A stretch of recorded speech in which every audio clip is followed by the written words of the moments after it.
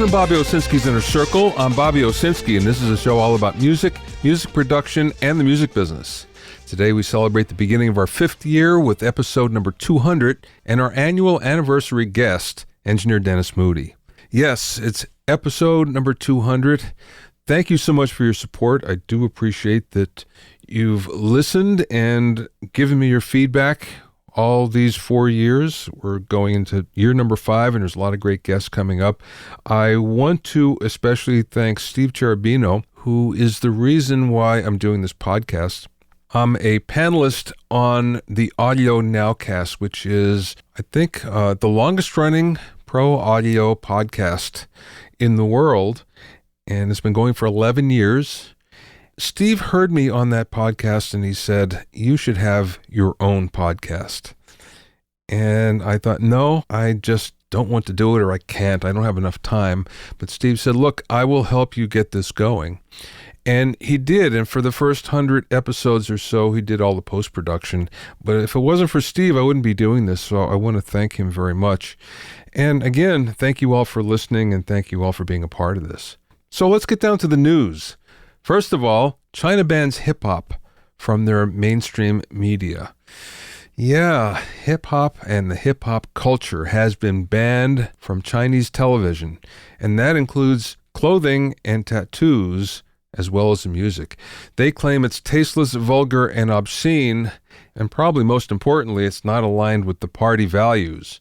That being said, hip-hop in China is hugely popular. Now, it's not American hip-hop, it's Chinese hip-hop. So it's basically maybe American beats, but the fact of the matter is it's Chinese rap on top of it. It's not American, so there's not American stars that are being banned. It's their own brand of hip-hop. Now, this is actually fairly new. It's 2017 when hip-hop took off in China. But that being said, there's a couple of hip-hop television shows that are huge. Higher Brothers and Rap of China. And it looks like they're going to be taken off the air. Now, that being said, hip-hop is banned on mainstream, but as far as the underground is concerned, everything is still good. For the most part, the Chinese government is trying to make sure that the Chinese culture isn't being too influenced by Western culture. That's what they're really afraid of. And of course, they say it's not consistent with the core values of socialism, and that may be well true. But it also really puts a damper on freedom of speech. So whether you like hip-hop or not, it is the voice of the street today, and it is something that we don't ban. And some of us may not like it, but the fact of the matter is, we're free to say whatever we want and use whatever music we like.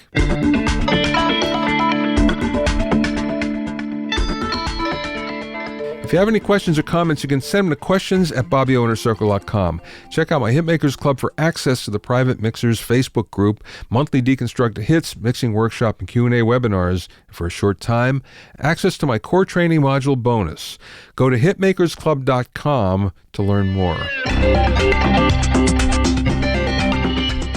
Now, I almost hesitate to bring this up, but Gibson is in financial hot water yet again, and on a number of different levels. The only reason why I bring this up is it keeps on happening over and over, where suddenly Gibson is in the news and it's not about their guitars. So I think I reported both on my blog and here on the podcast that Gibson, first of all, was selling 2 factories, or supposedly had sold 2 buildings in Nashville, warehouses, and their Memphis factory. Well, now apparently 2 of their partners, the people that were buying these facilities, are suing Gibson because Gibson backed out of the deal at the last minute and sold them to a higher bidder. So that obviously got them in the news. Then Gibson's CFO left, and that resulted in a credit downgrade because the rating agencies just don't like it when your CFO is turned over. And then, even more worrisome, in July, there's a big $500 million balloon payment that's going to be due. And it doesn't look like Gibson can meet it. So, in fact, what they're trying to do is restructure the debt. But they're not having much luck. One of the reasons why is the CEO, Henry Juskowitz, wants to maintain control. And of course, the creditors are saying, well, wait a second, you're the one that got the company in this bind, so why should you maintain control over this? Then the creditors went and hired a couple Japanese lawyers to determine whether Gibson's acquisition of TIAC and Onkyo actually went through. The reason why, these are really valuable assets. So if bankruptcy happens, they want to know that those companies are actually on the table. All that being said, if the company doesn't restructure by July, it'll have to go bankrupt. And in that case, there's going to be a lot of changes around Gibson. We can only hope that Gibson Guitars fares well out of this, and hopefully fares better than it has been. None of us who's in the music business, and especially guitar players, want to see anything bad happen to Gibson Guitars. Because let's face it, if you're a guitar player, you probably own at least one Gibson. So we all have a deep feeling of love in our heart for this company, but boy, it's not looking good the way things are going. Dennis Moody is one of the few engineers that can easily slide from mixing a live concert in front of 20,000 people to engineering the recording for drumming stars like Steve Gadd, Dave Weckl, or Michael White. Dennis is an old friend and collaborator, as well as the first guest on this podcast. Since then, I've had him on the anniversary program every year, catch us up on what he's seen in the music business and his travels around the world. I spoke with Dennis via Skype from his studio in Los Angeles. This is episode 200. You were on number 1, number 50, number 100, number 150, and here we are again. You're the only person who's ever been on this many times, because we're old friends and because you're number 1. You will always have a place on the anniversary here. Well, that's awesome. I'm glad to be part of this, and thank you so much for having me. Tell me what you've been doing in the last year. Oh, geez. Well, let me start back at the beginning of the year. I work for an international world music superstar who's a Persian singer named Gugush. And if anybody wants to know about who she is, they can look her up on Wikipedia. We've been going to very interesting places. We were in Dubai.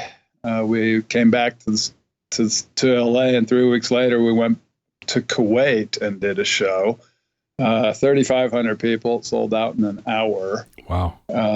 She's huge. She's the biggest Persian star of all times. I think she has about 4 million Facebook followers, and she put a little blurb about me on her Instagram, and it had 63,000 likes. Wow. On that. And she's an awesome person, really lovely person, and I really enjoy working with her. We've done shows all over Canada. Just got back from Europe, Sweden, 2 shows in Germany, and the average size of the venue is about 5,000. Some are a little smaller and some are bigger. We did a 7,000 seater in Hamburg about 4 or 5 days ago on the 30th of December. Mm-hmm. So I've been doing that, which has been, she's been a great client and always interesting. It's always interesting. Lovely audience. They're so friendly and enthusiastic. So I've been doing that.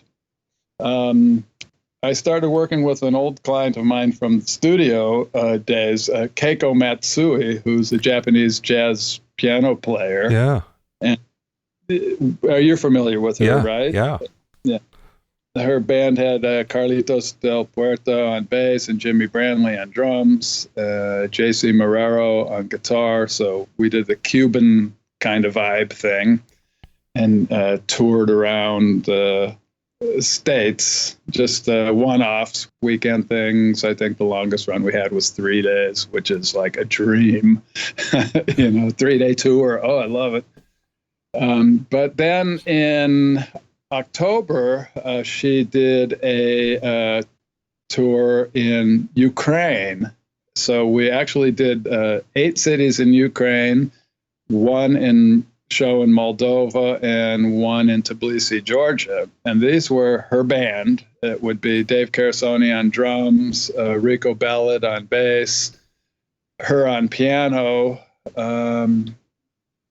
Danny Jenskowski on sax, young kid who's just slamming. He's in the Monkestra thing that's going around now, but he's an awesome player. And we had a orchestra. Wow. So we were doing, the first orchestras were about 38 piece for the Ukraine shows, and all big halls, 1,000 seaters minimum. And the last show we did was in Tbilisi, Georgia, where we had a 68-piece orchestra that was the National Orchestra of Uzbekistan mixed with the National Youth Orchestra of Georgia. And it was in a 4,000-seater. They're actually doing some video on that. I got all the audio files, multi-tracked, that I'm going to mix when they tell me go ahead. But that was fascinating, and it reminded me of the days when I lived in Europe in the 90s when we met, where I was doing musicals with orchestras all the time. And so for me, it was, okay, let's do this. And man, what a thrill it is to have that much music coming off the stage. It really, really was fun. How much did you mic the orchestra, or did you have to? Yes, absolutely had to. On the smaller orchestra, 38-piece, I mic'd all the high strings with DPA contact mics. I think we had 14 violins and violi, and I also mic'd the cello on that. We had 4 cello on that. So, and the rest I used. What I told them is take all the strings, put DPAs on them, the clip-ons, and then give me a case of 58s, and I'll use them on everything else. So I had 58s on all the horns, all the woodwinds. I think I used some condensers on the woodwinds, the flutes, the oboe, and bassoons. So that was for a smaller orchestra. When we got into the big orchestra, the 68-piece orchestra, we had to mic groups of chairs. So they had 451s over a pair of players over each music stand. There's 2 players on each stand, how it typically works in classical music. So I asked for DPAs, and they told me they were going to have them. And I went to the rehearsal, which was at the venue. Thank goodness we had a whole day of sound check, rehearsals / sound check the day before. And they had them mic'd. So I had to configure all that. I think I had... I'd have to look at the picture. Probably 20 open mics plus the all the 58s that were on the brass, and then the percussion mics. We had 5 percussionists in that group: xylophone, marimbas, timpani. So that I had run about 80 channels of inputs on that. And I had to put a VCA on the high strings because they'd be flipping pages in between. I had to mute them in between songs and slow passages and stuff. So it was pretty fun, actually. I'd sure love to do a lot more of that. It's a challenge, and it's fun. Yeah. Well, you mentioned before you went to Kuwait and Dubai, and of course these other places in Eastern Europe. What was the gear like as compared to what we have here? Was it similar? Yes, and all acoustic speaker rigs, great D&B speaker rigs, which I love. I've been a fan of D&B since the 90s when I first used them. I used to do Porgy and Bess for the New York Harlem Theater production, and we had a 90-piece orchestra, 60-piece choir, 16 leads. The leads were mic'd. The choir was just group mic, so I only had about 6 mics on the... 6 mics on the choir, overhanging in scenes, and about 6 to 10 mics on the orchestra. And I just remember the first time I used D&B, and they're so musical sounding. So they're very popular over there because they're Germany. Correct me if I'm wrong. Could be Swiss D&B or from Germany. They're just fantastic. And then Ill Acoustics, French company. They're very popular over there.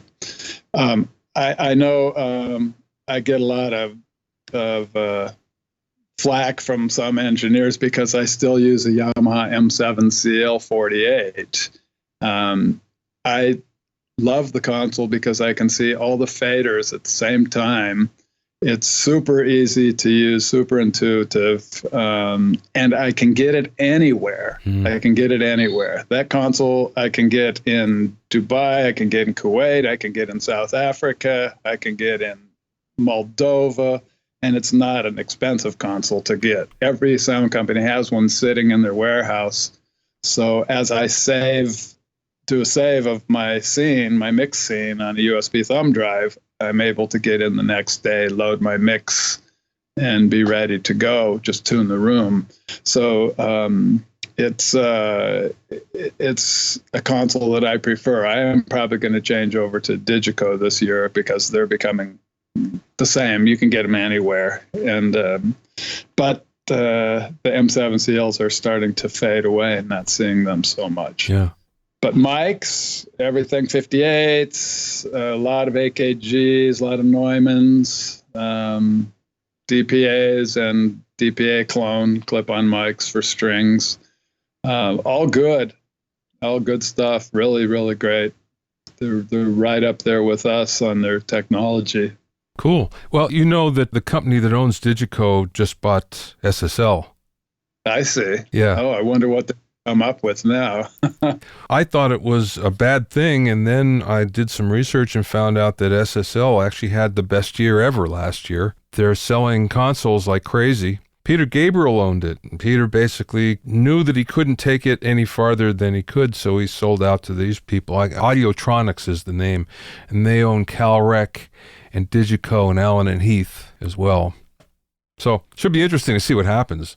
Yeah, I'm really curious to see if they just come up. Maybe there's going to be a new console that just comes out. I know SSL has a live venue console that people rave about, but I'm a big fan of SSL, but sonically they have a sound that wasn't my sound. I'm more of a like for jazz, API, Neve.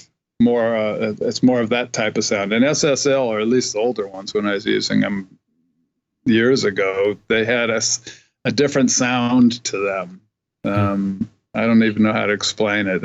I don't want to use the word harsh because that would be inaccurate, but they edgier sound to them. So for jazz music and the kind of music I usually do, it wasn't as appropriate of a console. As you know, I'm an API fan, and me too. Would love to have another one. Yeah, they're awesome. So I'm curious to see what they do with the SSL and the live domain out there, and see. They'll probably come up with a new one. Well, we'll see in a couple of weeks at NAMM what's going to come out, because I think they'll have some surprises for us. We'll see. The whole thing just came down a couple of weeks ago, so it may be a little early. But maybe they'll announce something that they're working on, or we'll hear some rumors. I'd love to hear it. As long as I can get them. I can't travel with them, so I have to order them where I go. And I've been very lucky to be able to do that with these clients I have. So, if I can get it and I like it, I'll order it all the time. It works. What changed in the last year? Or did you notice any changes in the business in the last year? Boy, that's an interesting question. For me, each year of the last 3 years, I've gotten busier. I've been touring more, but what I see, not really a lot right off the top of my head. I'd have to say it hasn't really changed that much. I know, they're cutting budgets back a little bit, but not too much. I don't see anything major that just really comes to mind without giving it some thought. I don't see a lot of change. more consoles are becoming well, analog console, for example, you can't get them anymore out in the out there on tour. I just don't see them anywhere. Yeah. It's all digital. Not really a lot, I would say. In the studio world, there's some great knockoff mics. I'll call them knockoff mics or imitations that are just phenomenal that have been coming out. And my favorite is the warm audio stuff. It's just mind blowing. Everybody says that, yeah.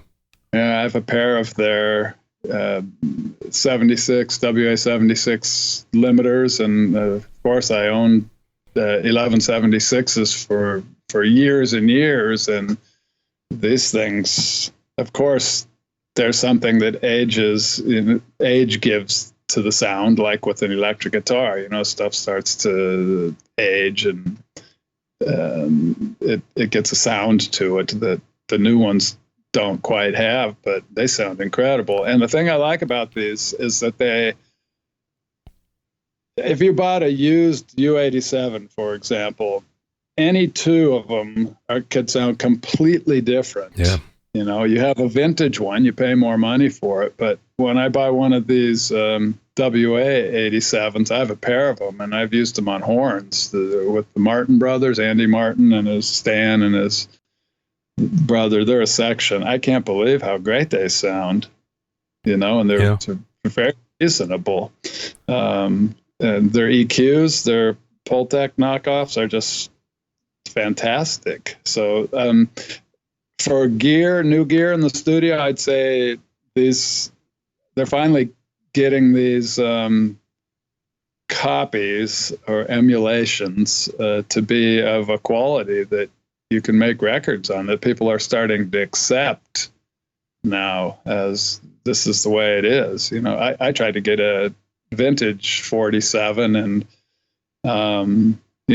about 3 years ago, and it went for 95, and I should have bought it because I could have turned around and sold it for $14,000. Those mics are but you buy a used one, who knows who's been sticking a screwdriver in there or what's happened to that mic. For that much money, I'll take my chances on something new. There's plenty of really good imitations, really good clones for a whole lot less money that will get you most of the way there in many cases.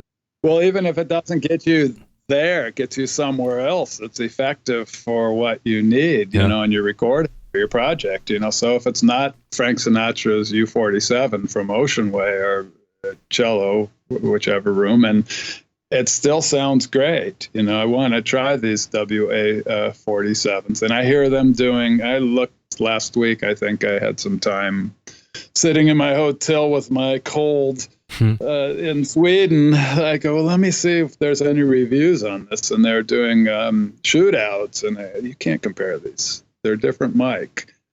They don't sound like a 47, or they didn't sound like the 47 they were comparing them against, but they did sound great. Yeah, everybody loves them from what I understand. Yeah. I only heard the 87 version, I guess it was on a trade show floor, which is the worst place to listen to something. But I have to say, it had a sound immediately. Just talking into it, it was like, oh, this is going to work. You can tell. There are certain things that you can just tell right off. Right. The other thing that I heard recently that was like that was the Rupert Neve 1073 module. Rupert Neve Designs, up against a BAE and a real 1073. And there was something about this module that immediately you went, oh, yeah, that's really good. And plus it had the silk control on it, so you can overdrive this, which made a big difference, but you can make it sound exactly like, 1073, or you can take it in another place. But it was immediate. As soon as it was plugged up, you went, oh, yeah, okay, I can hear the difference. This is really good. Those things are, what, $1,400 a channel, I'm guessing? I think it's about $2,000.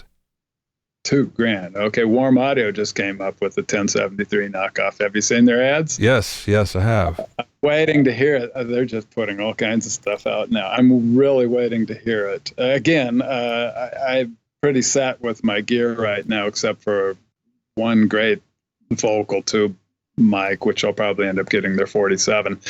But I'm really curious to hear those at the NAMM that's coming up. But yeah, there's some great stuff, and that's made by Rupert Neve Designs now. Yeah, you know his new company.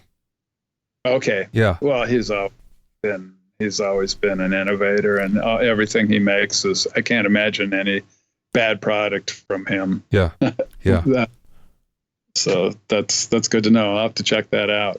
Let's talk about travel for a second. So was there anything different in travel over the last year? Well, yes. It's getting harder and harder.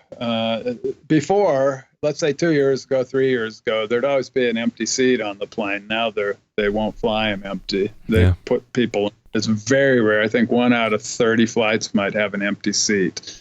I was always with United Star Alliance, and I insisted that our flights go on United. Now that they changed the way that you accumulate points by having to actually have those miles on United and not a partner, and the dollar amount's easy to get to if you stay with United, as I do. Okay, for example, with Gugusha's shows, we go to Kuwait. I always buy my own tickets with her shows, and then they reimburse me. I found that a ticket from LA, DC to Kuwait City for $800 round trip on United. And they said, well, they already bought the tickets on Emirates. And I said, well, okay, I didn't push the point. And in doing so, I lost my status of 1K. Now, you're a traveler. You know what the difference is. When you get over 75,000, you start getting all kinds of free stuff. Yeah. You get free upgrades. When you hit 100,000, you get 8 free international upgrades. You get 4 regional upgrades, which comes from the top of South America all the way up Mexico, Caribbean. You get first in line if there's an empty seat in business class and you're flying anywhere, you get it. I was always first between 1 and 3 on the list. And now, since I dropped down, I'm usually 20 to 30 on the list, and I never get those. That hurts.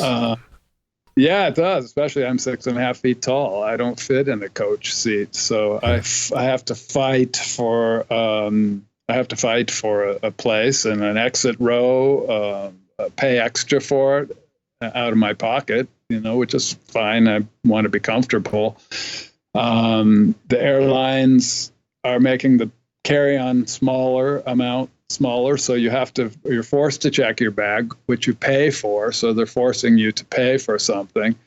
I've carried I packed the same way for the last 10 years, and it's working well for me. So I know what I can get away with and what I can't get away with. But they're just making it harder and harder.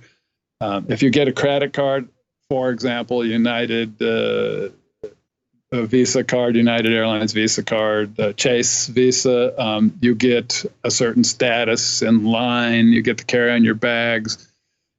You get lounge passes. The lounges here in the States are a complete joke. Get the lounges here in the States, you go in and anybody with a credit card can go in there. It's easier to just stay out in the main part of the airport and wait for your flight. I do have TSA pre-check, which is really great. So that's been working well for me. Going anywhere domestically. Yeah, me too. But yeah, it really works. Do you have global entry? That's another one that's awesome. No, but I'm going to try to get it. What I did do the last time, though, there's a new app. It's a customs app, and you put where you're coming from and just a few details. It doesn't take much at all, and it has your passport in there, and it files everything electronically, and what you get then is a barcode. Oh. You bypass everything. I was off the plane and to the curb in about 10 minutes, And this is coming from Australia, and I just flew by everything. It was so easy with that. So, boy, I highly recommend that. Yeah, it's the only way now. This is my first renewal with Global Entry. I had it 5 years, and when I first got it, and not a lot of people had it, it was great. Now it's still very quick. I had a really fast short layover in Washington, D.C. A few days ago, and I said, I'm going to miss my plane. Oh, I know I'm not going to make it. I had an hour and 5 minutes to get off the plane and before the next flight left. And I was coming in from Europe. And with the Global Entry, I just right through. No checked baggage, made it, and actually had 20 minutes to spare. Wow. It was amazing. So that really helps. But to answer your question, things changing, they're just making it harder and harder, and more people are being randomly selected to go through pre-check to TSA pre-check to alleviate the stress on the big lines. So it's not really benefiting as beneficial as it was when it first started. It's hard. It don't fit on the plane. Have you flown a 787 Dreamliner yet? Yes, many times. Yes, seat 2A, love it. I always upgrade on that when I can. Man, I took it from Melbourne to LA, and I just fell in love with it. And I don't know about you, but I had zero jet lag going or coming to Australia. I attribute that to the Dreamliner because it pressurizes at 6,000 feet rather than 10,000 that all the other planes do. So it's a lot more comfortable. It just feels better. Yeah. And takeoff is amazing because you don't hear it. You go, wow, I don't hear any noise. Yeah. It's great. That's a great one. I just remember the first time I flew to Thailand, and I had to go they put me on the ticket from LA to Tokyo, and then Tokyo to Bangkok. And it was right when they're having their battery problems. Oh. And I said, no, I'm going to go to San Francisco, and I'm going to take a regular 747 to Japan and switch there, where I met up with our drummer, and then flew down to Thailand. But I remember coming back, I had no choice to take it. And I was a little nervous, because it was just about 2 weeks after all that was happening, and they just put them back in service. And I was just amazed. And then next time I went, I upgraded. And every time I go to Australia, I upgrade at least one leg of that trip. And it's just... it's phenomenal, as you say. Yeah. You just get off and feeling good.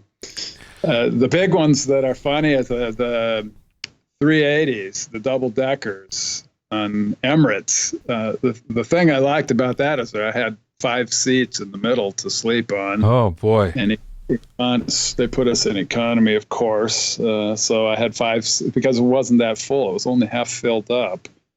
I guess I was lucky. No. What I've been hearing is that Emirates Airlines is actually a loss leader. The country owns it. So Right. And they've been flying like that at half capacity or 60% capacity for almost ever.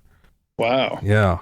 It was a great airline. I really liked it. But again, I don't get the points. So I'd rather stop in D.C. and fly to Munich and then to Dubai just to get the points. Yeah. Had I had that trip, one of those trips, the one to Kuwait, I would have been 1K now. Now I'm not for this year. But they're really interesting because I thought there'd be no turbulence on those. But we got bumped around pretty good. The first trip I took over there, and then 3 weeks later I took the one. The first trip was to Dubai. The second one was to Kuwait 3 weeks later, and that was nothing. It was really, really not bumpy at all. So they say that they don't bump around because they're so big, but I guess the first one must have just been extra windy. But they're nice. Yeah, definitely. Well, okay, so what's in store for the coming year for you? Right now, I have a couple things. There's a new Persian pop singer. I got hopefully some shows with this guy. He does 8,000 seaters, and it's a lot of fun. The Gugush has some shows. We're going to Armenia again. I was in Armenia this year, which was fascinating. It's a beautiful city, Yerevan. We're supposed to be there on the 27th of March, and then back to Tbilisi, Georgia, again on the 28th of March. So I have some shows with her. I have a couple records pending, one in April, a full album with a client of mine that I've had for years, a violinist who does a kind of a California folky kind of music. Her name is Kim Angelis. That's on the books. Renovating this new house, trying to get that thing done. That's always fun. Well, it's good, though. You're booked out for a while, so you know it's coming up. And we've talked other times during both of our careers where we'd hit this time of year and go, oh, wait a second, so what's going on, But not like that. I have a lot. I mean, I always do have, I have time for people. I don't want to scare them away. It's happened before where they, well, we didn't call you because we thought you were gone. I go, no, I was here. So I am available for people if they want to use me. I mean, there's always time to do something. I am here more than gone. So I did some interesting albums. We didn't talk about the studio stuff. I did some interesting records last year too that were fun. Some Senegalese jazz fusion, which was interesting, and another thing, it's something with Randy Brecker and Stanley Clark. Wow. For an artist, Bob Holtz. Yeah, it was fun. It's fun. A lot of little things. But right now I see it through March, April, middle of April, where I'm pretty busy. So let's just keep our fingers crossed it goes that way. Well, I'm sure next year at this time when we get together again, you'll have plenty more to talk about, as always. I hope so. Be able to keep your eyes open for what's changing and what's new, because it always evolves. Everything evolves, so it's kind of nice to keep track of it. Right. Yeah, a lot of new stuff coming up, so I'm anxious to see what the NAMM, and we're doing our little talk at NAMM. I'm very excited about that. Well, you're on twice for recording the drummers. World's top drummers. Right. Okay. Yes. And you're going to be there interviewing me, I hope. We'll talk about it. We'll get some good stories, going. Yeah. I'm excited about that. So anybody listening, if this is out before then, please come by and see us. I think it will be, actually. Oh, that'd be great. Yeah. I'm looking forward to it. Thank you for having me on that. Sure. Very excited about that one. Well, cool. Well, until next year then. Thank you, Bobby. I will see you in a few weeks. To find out more about Dennis, go to DennisMoody.com. That's all one word. Dennis Moody, Moody. DennisMoody.com. Thanks for listening and being in my inner circle.